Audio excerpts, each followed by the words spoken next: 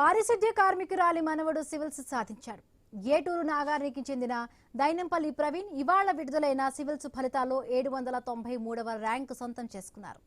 చిన్నతనంలోనే కన్నవారిని కోల్పోయిన ప్రవీణ్ ను పారిశుద్ధ్య కార్మికురాలిగా పనిచేస్తున్న నానమ్మ పెంచి పెద్ద చేసింది, చదువు చెప్పించింది. కష్టపడి చదువుకున్న ప్రవీణ్ మొన్నటి గ్రూప్ 1లో 105వ ర్యాంకును సాధించారు.